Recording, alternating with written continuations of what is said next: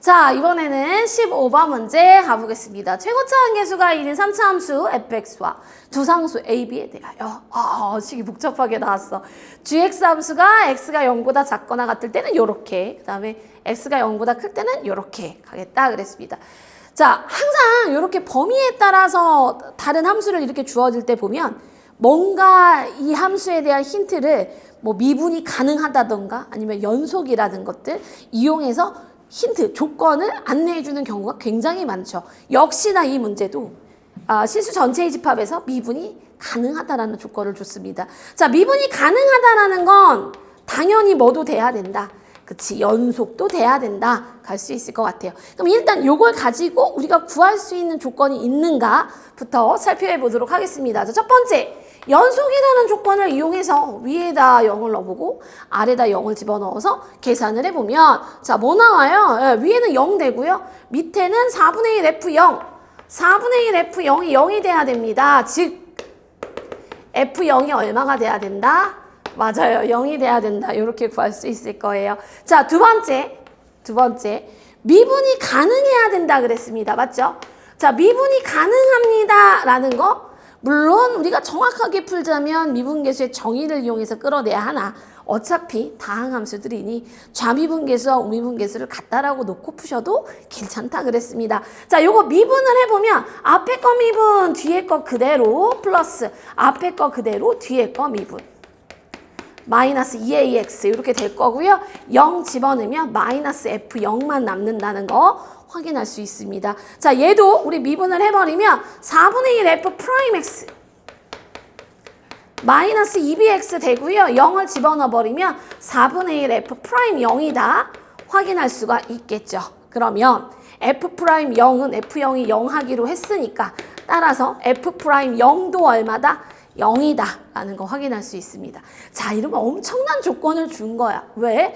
아니 F0이 0이고 프라임 0이 0이면 선생님 수업 시간에 뭐라고 이야기했더라? 그렇지.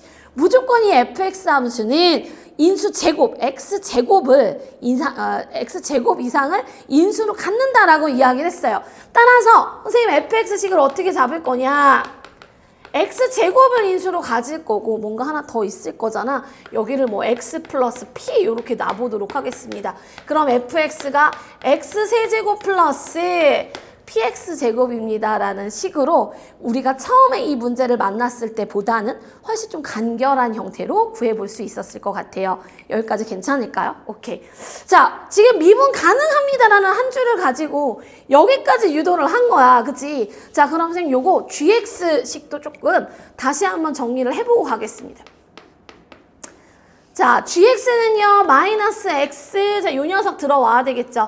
x세제곱 플러스 px제곱 마이너스 ax제곱 요런 형태가 돼야 되고요.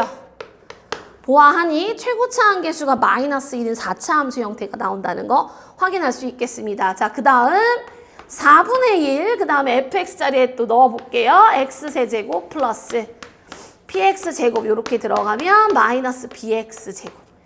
x가 양수일 때는 네, 요런 식이 된다. 요렇게 선생님이 정리를 한번 해봤습니다. 자, 그 다음 이 함수 gx가 미분 가능 말고도 어떤 조건들을 만족해야 되느냐.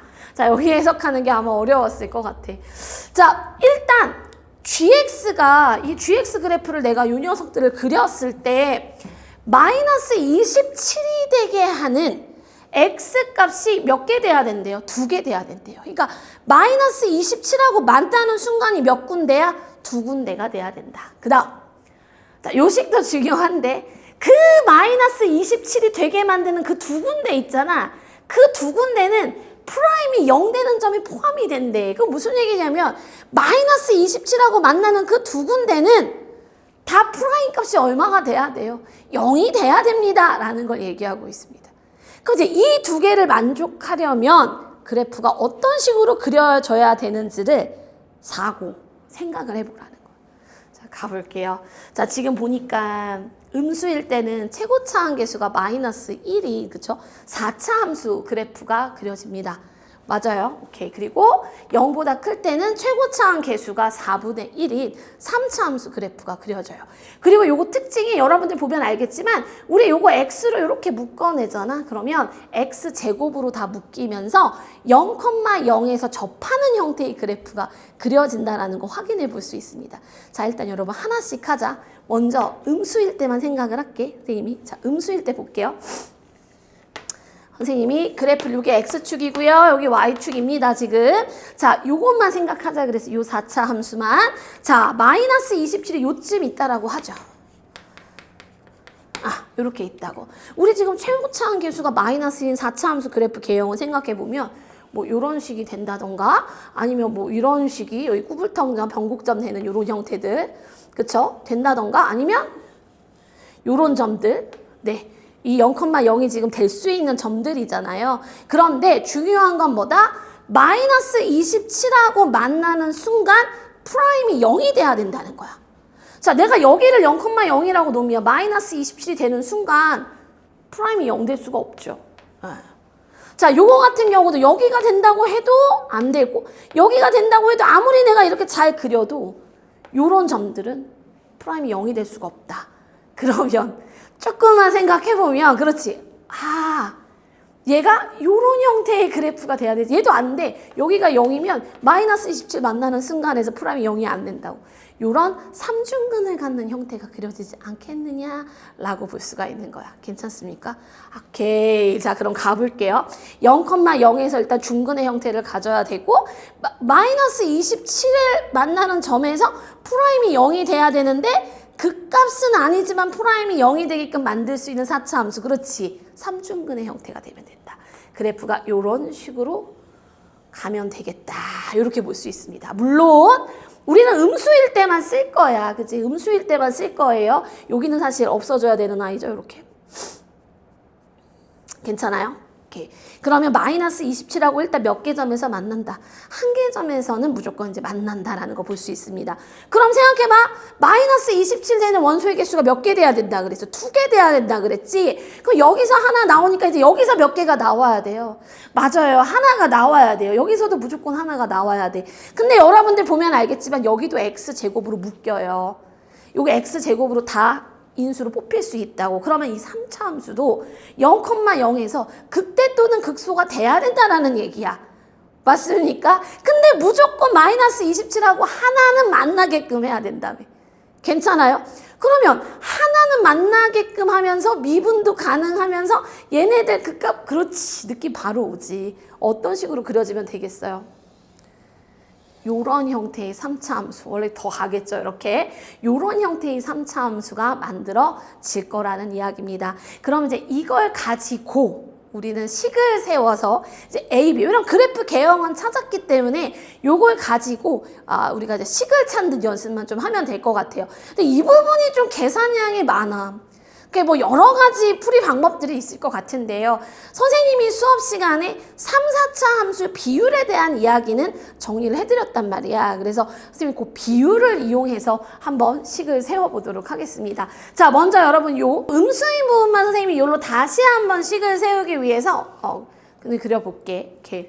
자, 우리 지금 마이너스 27, y는 마이너스 27. 아까 우리 음수일 때 이 4차 함수식.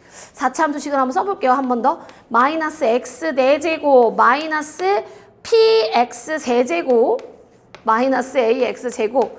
요렇게 생겼었잖아. 얘가 어떻게 생겼다 그랬냐면 마이너스 27에서 3중근을 요렇게 가져야 되고요. 요런 형태로 생겼다 그랬어요. 근데 선생님이 수업 시간에 3, 4차 함수 비율은 알려줬단 말이야. 이 극값을 기준으로 몇 대 몇이다? 그치, 3대 1이다 이렇게 얘기를 했거든. 그럼 선생님 여기를 요 근을 마이너스 3알파라고 잡고요. 여기 근을 알파라고 잡아도 괜찮겠어요? 오케이. 자, 지금 요 그래프가 요 녀석인데 선생님 요거 X축이 되게끔 위로 27만큼 올릴게. 괜찮습니까? 오케이. 얘가 0대는 근을 가지고 이제 근과 계수의 관계로 한번 문제를 풀어보려 합니다. 자, 최고차항 계수 마이너스인 거 꼴보기 싫어가지고 양쪽에 마이너스를 곱할게요. 요렇게. 괜찮죠? 자, 그러면 지금 우리 이 네 근의 합. 마이너스 3알파가 근이 몇 개인 거야, 지금? 3중근이니까 3번 나온다는 거지. 알파라는 거거든요. 그러면 이 모든 네 근의 합이 얼마 돼야 돼? 마이너스 P 돼야 돼, 마이너스 P. 다 더해보겠습니다. 마이너스 9알파에 마이너스 8알파. 그럼 이거 마이너스 플러스 되면서 P는 몇 알파? 8알파다. 이렇게 구할 수 있겠지.